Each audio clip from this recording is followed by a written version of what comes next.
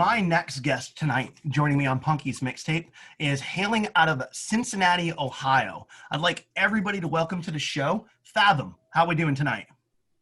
Pretty good. What's up? What's going on? Good to have you here. Thanks for hanging out tonight. Nice to be here. Well, my guests that may not have heard of you, kind of go down the line, introduce yourselves, and tell us a bit about the band. So I am Kyle. I do vocals and a lot of the songwriting for the band. I'm Brandon. I play guitar for Fathom. I'm Bryan. I also play drums for Fathom. Nice. And how would you, for someone who hadn't heard you before, how would you describe the band? Deathcore, like down-tempo, beat-down deathcore with a bit of a black metal vibe to it. Absolutely. Like super low-tune guitars, heavy-ass vocals, heavy as we can be. Love it. Speaking my language. Speaking my language. So, how long you guys been doing this now? It's been Officially with these guys probably since about the beginning of this year that I started writing the EP, like the beginning of 2019. So a year or two, however you want to think about it. Year or two. Have you guys even got a chance to to play out with everything happening right now? Not with this part. Unfortunately not. Damn. So what are you doing to stay busy right now? Working on new music. I mean, pretty much as soon as this all hit, we were already about to release all our stuff, and then so just go through it as much as we can, and now we're right into working on another one. Mm-hmm. Nice. It's good. You got to stay busy. You got to stay busy. Absolutely. Times. Otherwise, you just kind of get stagnant, you know. So Right. So you're writing, and you put out an EP earlier this year. Mm-hmm. Yeah, we put out our EP in prison back in. Back in when? July. Oh, July. Okay, that part blipped out on me. Sorry about that. No worries. So yeah, fairly recent. You guys dropped a couple of videos, which we're actually going to check out tonight. So you have the video for Dread and Distressed. Yep, you got it. Which is honestly, both are very well shot, awesome fucking videos. I can't wait to share it with everybody. But honestly, I'm kind of a little surprised, like the quality that you're putting out right now at the very beginning is kind of like the point where like some bands hit their stride after like 2 or 3 years. So already kind of just blown away by the amount of content. I honestly thought you guys were a band a little bit longer, so I'm a little bit blown away right now. Very cool. Yeah, so we've all been in different projects and stuff here and there. So I mean, pretty much the goal was to just come out with something as professional as we could right off the bat. Absolutely. Try to make the best as we can with the first stuff. Dude, it's unbelievable album. I gotta, been checking it out. Really digging Imprisoned. Fucking heavy sound. Where did you guys record with that? What was that? Where do we record? Yeah, where did you record for the album? So we tracked most of the instrumentals ourselves, and then we went and recorded vocals and had it mixed and mastered by our guy Billy Duggan up in Youngstown, Ohio. And Yeah, I so believe you tracked everything. What's that? So you tracked everything yourself, so all in-house? Everything besides vocals. Holy shit. Dude, the sound is massive. Like, unbelievable. Unbelievable. Yeah, that's definitely mostly thanks to his mixing and mastering on it. We were pretty stoked with how it came out. Absolutely. Yeah. No, fantastic. I definitely would be too. Especially for like a first EP. I was thinking that maybe I might have overlooked something, but damn, that's unbelievably impressive. I'm glad you dig it. Yo, absolutely. And that's the thing. I enjoy good, heavy, brutal fucking tunes. I love a good, good beat down. But you're more than that, You're kind of like you said, you kind of incorporate a couple different genres from black metal to deathcore to beatdown. What were some of your influences leading up to this point to decide to kind of go with more of a hybrid metal band? Just like different bands, or just I don't know. The beatdown stuff had been pretty big like the last couple years in ours. As far as I went out to, Absolutely. And before stuff got shut down, primarily what I'd been into. But I also still like a lot more. There's a lot of hardcore beatdown shows. Black metal and just stuff I listen to personally. personally, I think the black metal vibe just brings a whole different element to a lot of just any style of deathcore, and you might as well use it. Absolutely. No, and it's kind of been neat to see bands willing to take a little bit of a different approach, especially for you, Kyle, as a vocalist. That's one thing that like really stood out to me. Because personally, you know, I grew up on that old school like Demu and stuff like that. Still love it. Just something about having almost a little bit of operatic in your voice. It really resonates more than a lot of metal bands that I've heard recently. And I really like, personally, like the risk that you all have been taking with it. Very cool. Now, Very cool. Kyle, what are some of your influences as a guitar player? As a guitar player? I mean, sorry, I'm Brandon. I'm so sorry. I meant to say, scratch that, reverse it. You're good. I really like bands like Dissection, Skin Christ, and Emperor. Just like old school black metal bands that are more melodic. Nice. What about you, Bryan, as a drummer? As a drummer, a lot of my inspirations really come from like the Acacia Strain, Spite, Kubla Khan, Jesus Piece, a lot of beatdown, old school deathcore, Body Snatcher. I could bring in some like Drown in Sulfur. Really big one is like Signs of the Swarm and Whitechapel. Those are like my really two like main like inspirations. Just because like so Jesus Piece and Signs of the Swarm and Whitechapel all changed my life, my style, everything. So that's where most of my influence comes from.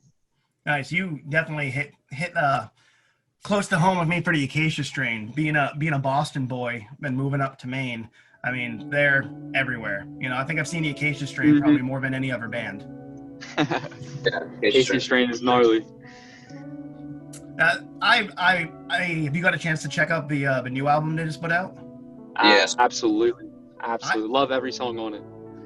You know, it actually for me it was kind of a turning point because I was kind of, to be honest, losing a little bit of interest, kind of from Wormwood on. I mean, it's because it's really, really hard to top Continent in my personal opinion. I think DL was like at the top of his game. It was his farewell album with the band, and for me, Continent. Even the title track, just that instrumental, or just goosebumps. Or no, the Behemoth. That's the instrumental on there. That absolutely. I dig that track. Unbelievable, man, and good to see that. You know, they're evolving as well. Man, I could talk about the Acacia Strain all day, but we're here to talk about you guys. So that's good eclectic mix. So you guys kind of formed in the beginning of the year. So Kyle, you were originally kind of the head of all this and got it started? Sure, yeah. Like I said, I wrote pretty much the entire first EP by myself before recruiting these guys. And then after I was in the studio getting it fully mixed and stuff, I brought other people on board. Just because I had a pretty straightforward vision I wanted to create as far as forming the sound of the band. And I'd always just been a drummer, and I wanted to mess around with my guitar and vocal skills and just, really nice. So do you play guitar on the EP as well? Yeah, I played all the guitar on the EP. Dude, holy shit, you're a fucking powerhouse. He's a genius. Dude, that's awesome to have somebody like that ambitious in a project because it just brings out the best in everybody. Yeah, absolutely. So I've been staying busy, already working on a new EP with the guys. Now, before all this, so you were all in different projects, I imagine? Yes. Yeah, and countless different handfuls of bands, at least I have. And what about you, Brandon? Were you in different projects in the past as well, or is this your first band? Oh, I was in another band before this. Me and Brandon have been in a bunch of bands together. Brandon has been in most of my projects in the past. Band brothers. That's I got one of those myself. Me and my drummer, we've been together for years, and no matter how we reform, we always seem to stick right with each other. There you go. Now, that's awesome. That's killer. Now, what were your projects like before this? I mean, we flipped around. There's just a bunch of metalcore stuff for the most of it. Before that was a lot of just straight death metal stuff back in the day by ourselves. Nice. And what were, before the fucking world fell apart and we're in the midst of the apocalypse right now, what's the scene like there in Cincinnati? I've not been to a show in Ohio. I've been all over the place, but How's the metal scene there? Very supportive. Cincinnati's pretty tight knit. It's not like a huge scene, but it's pretty supportive of the people that are in it. Very, very. That's awesome to hear. The scene here used to be like super sick. It's not. At least I don't think it was like when I was growing back up in the day, like 2007, 2011 type stuff. It was really cool, but it's still pretty sweet. I've definitely. I mean, it seems there's always waves when it comes to metal. Sometimes, you know, it's right at the absolute peak. I think like 2010, 2012, we saw like a resurgence. You saw bands like members of like Despised Icon with like Obey the Brave, like making a big push then. And like the deathcore had like a really big push then. Seems like things kind of lulled out a little bit. But now with all this downtime, you're starting to see like a resurgence. At least for me in the Northeast, I'm noticing like thrash is coming back, like thrash and ramp up a little bit more prevalent in the recordings that I'm hearing now, which is cool. So there's kind of an old school look at some of like modern metal. They're going back a little bit, looking at some of the bands from like the 80s and 90s and the early 2000s, and it's kind of it's exciting to see where everything's going right now. For sure. A bunch of people have a lot of time to put out cool new stuff, so absolutely comes out of that. Well, it's good that something positive is coming from all the chaos. That's kind of the way that life generally is from absolutely from disorder comes order and vice versa. From life comes death, and we're in this lull right now, this in between, and it's good to see that there's a strong resurgence of like punk and metal and thrash starting to come more into the limelight. I personally feel that I think they get a little bit more popular in everyday listens with people when there's a little bit more of a social struggle happening. So I think it kind of parallels what's happening in the world. Yeah, sure, definitely. I mean, it's unavoidable. That's going to come out in people's music as well. And eventually you just get so pissed off of what's happening that you end up writing beatdown tracks about it. Absolutely. One way, maybe not directly, but definitely has its influence. Absolutely. Now, so you all played and I imagine toured and stuff like that before forming this. Yep. Everybody's always got that like one story that kind of stands out on like the back of their head. That crazy fucking thing that they saw on the road or at a show. Is there anything over your time of playing that like really stands out as just like a complete oddity?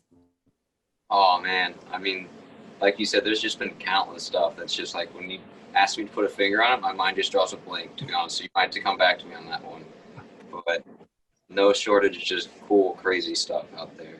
Most of the stuff I would think, like, remember, would just be really cool venues.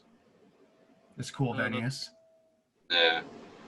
Anything ever crazy, just completely ridiculous happen?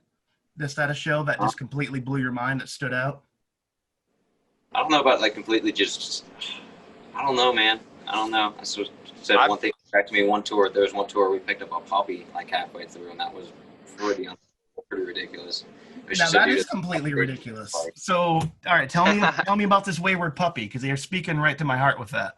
All right, so we were like pulling up in Colorado, just at a random gas station, of course, just pulling in the town, and this dude at the station in his car with like a cage full, like literally like a couple dozen puppies just all crammed into each other. Like I didn't even realize this because I was inside doing my thing, but my vocalist was freaking out about it by the time I got out. Like, oh, these puppies do this fucking crazy, and this dude said he wanted like $100 or something each puppy, but of course we're poor ass. So he tried to haggle with him and get what he can. I think he ended up giving like $20. I ended up giving like my last eighth that I had with me as well to this dude for the puppy. But it was cool. It was cool. Little puppy. Aside from that, he shat and pissed on everything for the first 2 weeks.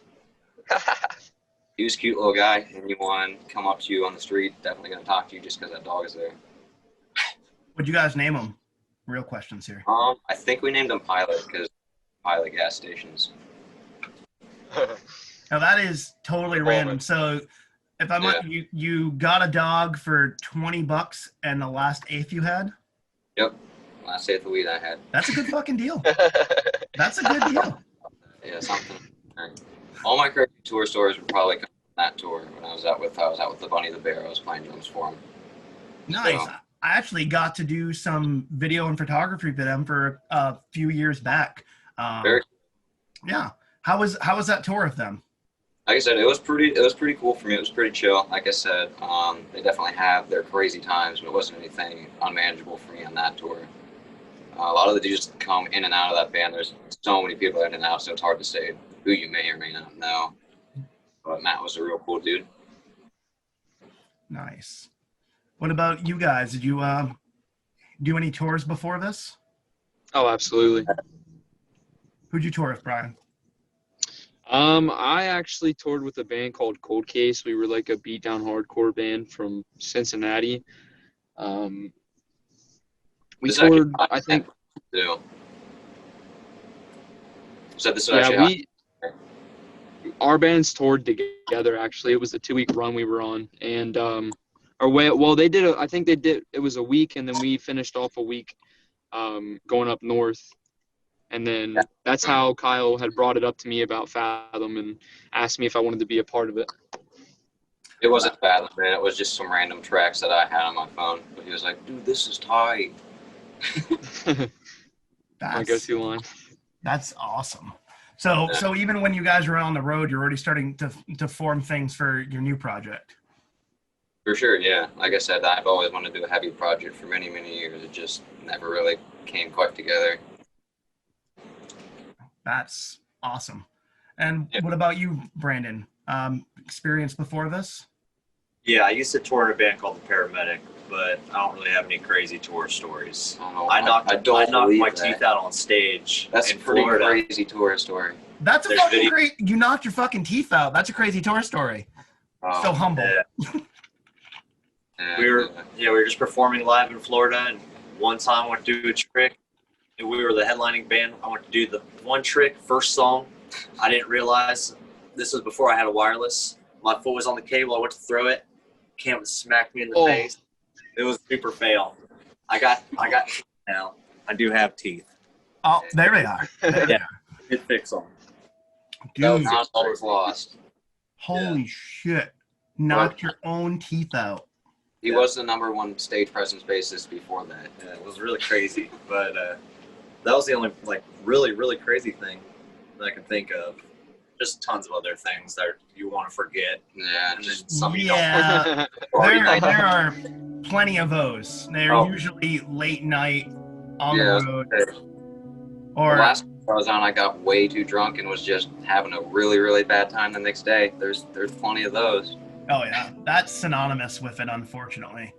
I think Yeah. learning to play through the hangovers like Metal 101. I don't think I'll drink as a vocalist on tour. It's definitely hard. For me, I've got like my line of like how much whiskey I can have before I play guitar, you know, and it's like, all right, here's like a good level, and then if I drink too much, then the confidence goes too high, and then I do things like do a guitar throw and not check my strap lock and then send it across the stage, Send it across. break my headstock, which I've definitely done live. I can feel you with knocking your teeth out. I had half my face shattered during Waking the Cadaver like 12 years shit. ago.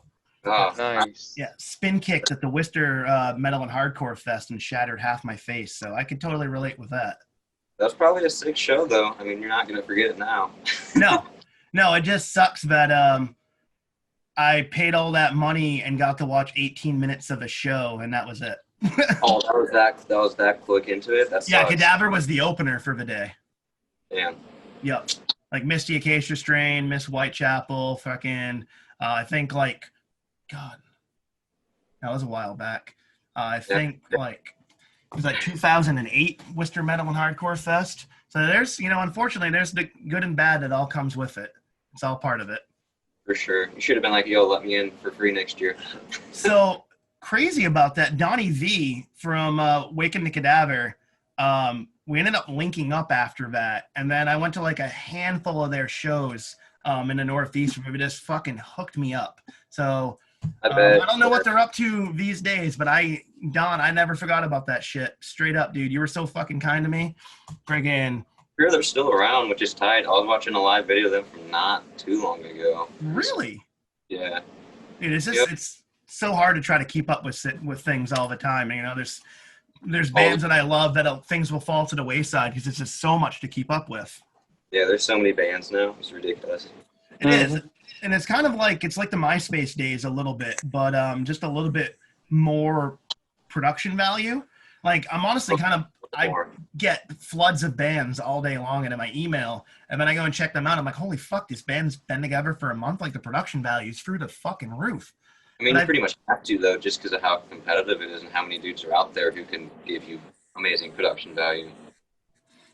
You're definitely right, you know, and like you said, you want to come out looking as professional as possible. You want something that's going to be, you know, slick, and the second that people look at it and they see it, they're like, holy fuck, this is packaged nice, this looks good, it's got everything all together. It takes a little bit for some to get to that point, but it's honestly, it's super inspiring to hear a band like right off the bat. You haven't even got a chance to play a show yet as Fathom. You've two killer fucking music videos already, and already working for a new EP. But you're gonna drop it next year or later this year? Who knows? We'll just see what the time frame ends up looking like with when we finish it, and we also want to get a video shot for that too. So basically, whenever we can get it out. But it's looking like we'll finish up most of the stuff for it during the end of this year sometime. That's awesome. Late this year, early next year, we'll see. Shouldn't be too much later. That's definitely, we'll be looking forward to it. Now, something that I always curious about, if you were given a chance to pull in anybody to do a collab, even if it's vocal spots, anything on the album or guitar, what have you, anybody in the game, is there anybody that you'd want to work with to do a collab with?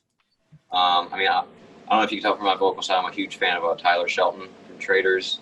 I'd love to work with him. Alex from Slaughter to Prevail. Super, like, big vocal influences for me. Any of the dudes from Infinite Annihilator, that'd be super, super sick. Oh, absolutely. I fucking love that band, dude. Their vocals are so fucking dirty. They're so gross. I don't know how to describe it other than it's fucking disgusting. I love it, but it blows my mind because I don't have a vocal range like that at all. And some of the fucking sounds that comes out of that man is fucking mind-boggling. Oh, the tunnel throats were sick. It's definitely an influence. I've been experimenting more like the tunnel throat sound and stuff. It's fun. It's cool stuff.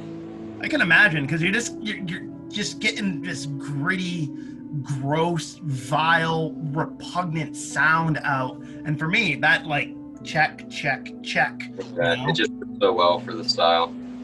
It really does. It really does. Like his fucking squeals, his low, like it's nuts. His range is phenomenal. For me, what really does it, and I'm pretty sure Bryan will back me up here too, is their fucking drummer, dude, is just. Oh. Absolutely. Whole thing about that band, the drums. Jesus. Obviously inhumanly possible, but that's like the point, and it's sick. And that's what caught me. Like the first time, like, there's no way this is a fucking human being. No way. Right? Yeah. No, it's definitely programmed to sound as impossible as possible. But I'm all about that stupid stuff. And that's the thing is, like, we have, you know, all this amazing technology at our fingertips. And, you know, for some that want to utilize it and do the extra step and do some really unique production value, I think that what makes a band truly stand out. For sure. Yeah, it obviously worked for them. Absolutely. What about you, Brandon? If you could work with anybody to pull in, who would you want to work with? I want to work with Gate Creeper. Yeah? Yeah. That'd be fucking cool, too. His guitar tones, dude. They're tight. That guitar tone is sick. Definitely sick. His tones are nasty. Nice. And what about you, Bryan? Work with, honestly, I would want to work with Signs of the Swarm mostly. I think that's probably like their writing style is just so intricate but so smooth, so perfectly laid out. The way that their drums are written, programmed, the way it sounds is just incredible.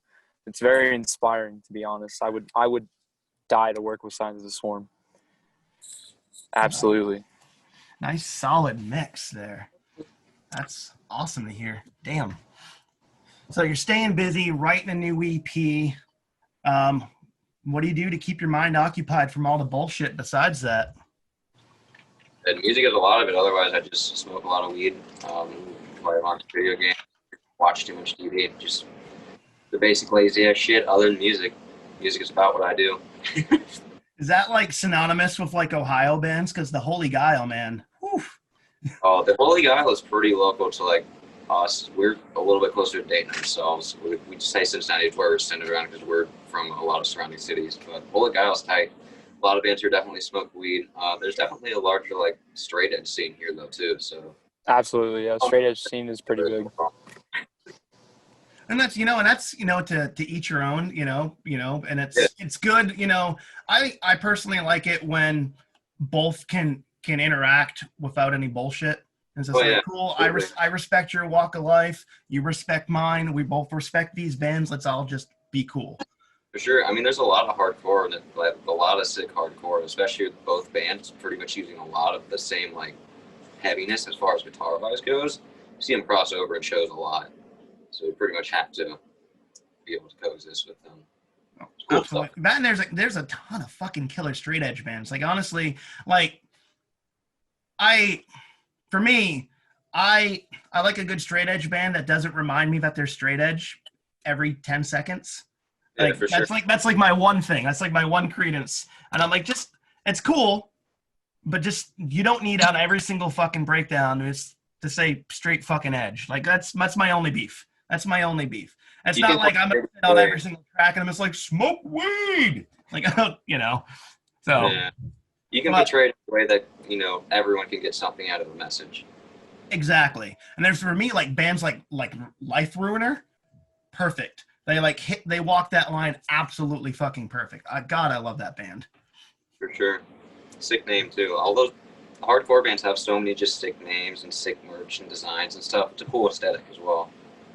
It is. And honestly, like with the punk, hardcore, and metal community, I think people are starting to notice their similarities a little bit more. I think for too long, the genres all got separated, and then you just had like very fixated shows. You're starting to see like a rise of like mixed genre bands, mixed genre shows, even mixed genre tours are starting to come back. Because I think, honestly, the older we get, we start to realize just how eclectic we actually are. Yeah, for sure. Your tastes, they grow, and they expand over years. They're at least with most people. And for me, I like a little bit of everything. I like having a good mixed genre show. Because honestly, at 35, I'm not getting any fucking younger. But I don't think I could do like 7 deathcore bands in a row anymore, especially after fucking quarantine. That first hit, I'm just going to be fat and lazy with my inhaler, coughing up fucking spit and who knows what on the side of the pit, trying to get my fucking shit together. But I can't wait for that moment when I'm going to fucking fall apart and be a sloppy mess at a show. Right. I think that much of any single genre in a row can get a little old. Yeah. And that's, why we do a big mix here on the show. Because honestly, like I said, the older I get, the more eclectic my tastes are. I don't listen to just one specific thing, And honestly, I think that's what makes for better musicians is when they have more of an eclectic background. Oh yeah, don't be afraid to just don't be stuck to one specific thing. Just take risk. Be willing to take risk and see where things go. If it sounds cool, it sounds cool. Absolutely. And exactly. And at the end of the day, if you're having fun, everybody, your band's having fun, then fuck it. Take the risk, and just see where it goes. For sure. So let's see. We got videos coming. You got, excuse me, let me get my shit together here. So we got potential later video this year. We've got 2 videos dropped already. Where can we find your music online? So you've been pretty much every major streaming platform. Our Instagram or Facebook bios have our link to all of our stuff. We have our merch, both music videos there. We have our own official YouTube. Pretty much just Slam Worldwide hosts both of our music videos. Spotify, we have our own stuff. You just look us up on there. It should be pretty easy to find us on most major streaming platforms. Nice. and it's killing me. Is it an 8 or a 9 string back there? That's an 8 string, so we use 8 strings most of the time. So some of our guitarists have used 7s. I would like to pick up 7 myself. I mean, anything that can hold the tuning. We play in pretty low tunings. So. Yeah. What blah. What kind of guitar is that? I can't tell from here. This guy right here is an Agile. I believe this is an Agile Scepter. Nice. It's sharp as fuck. Yeah, I dig it. It's a pretty sick guitar. I really like how it plays.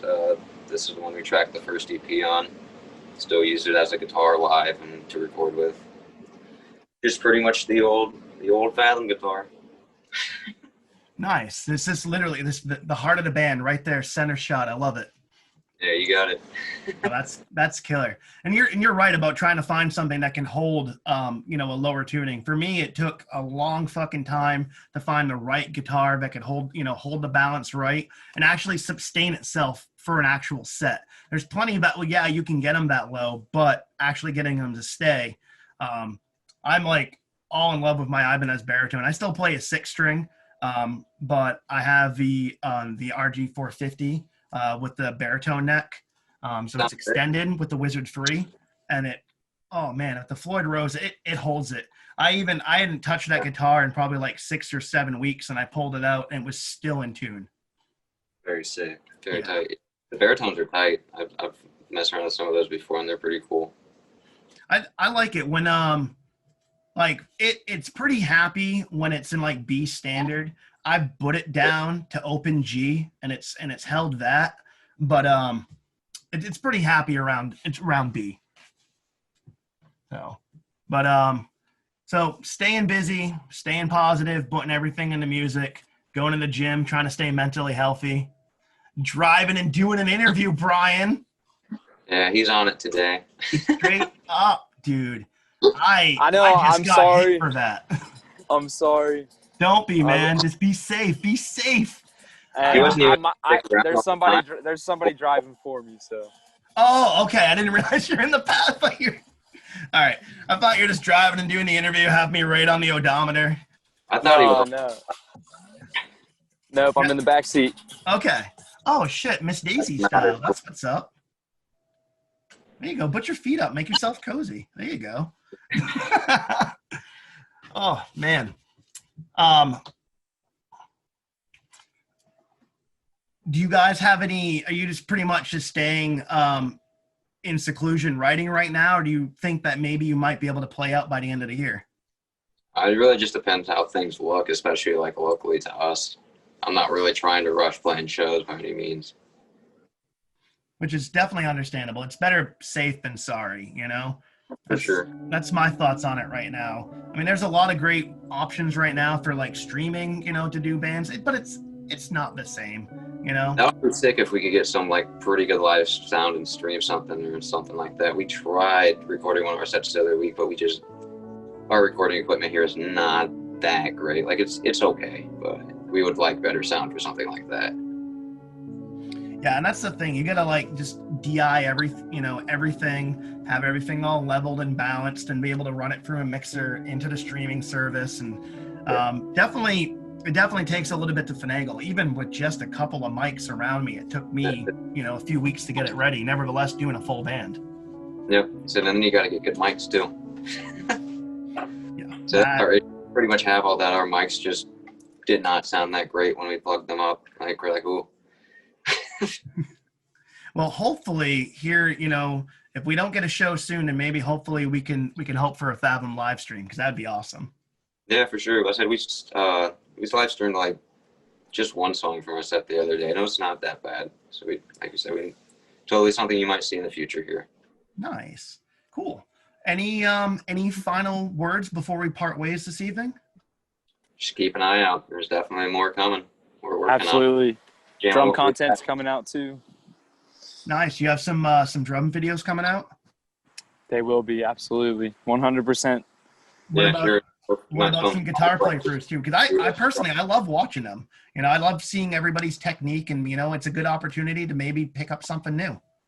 Yeah, it's fun if you want to learn the song too. I'd love to see anyone do a cover. Like that'd be sick. I think I've had a couple of dudes do vocal covers, but I haven't seen any instruments yet. That would be really cool. So, MixTapers, if you're hearing this, let's hear some covers. That would be fucking cool. We got a pretty solid metal following here on the show. Sweet, that's cool. If you live in Southern Ohio, Northern Kentucky, play bass or guitar, like how we sound, hit us up.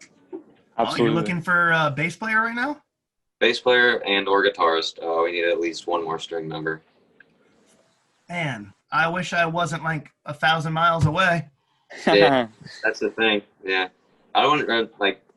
There are actually a couple people from other states away who expressed interest and stuff. And before, when things were a little calmer, that would be something I was totally into. Like I've traveled states where I played for bands before. So if it comes down to that, it's not something we're opposed to either. Well, I want to keep that in mind. We can get this all set up. We can do a remote Zoom practice. I'll join Fathom right now, dude. I'd fucking answer. Dude, it's been a few years since I've been in like a consistent project. Like I have my own solo stuff that I do, just to keep my fucking self sane. But dude, it'd be fucking dirty to play with somebody, even just for fun, to see if we can get something, for just jamming wise. That'd be fucking slick. Right. Yeah, be tight. Always fun. Shit, Absolutely. dude. Man. And then we can find out which state has better weed. Probably your state. Probably your state. Yeah, Maine. We've rec is right around the corner. Those of us with our medical cards, and I could say this on Twitch because I've got my card. You're not getting me this time. Terms of service. Oh boy. I didn't know you could do that. Awesome.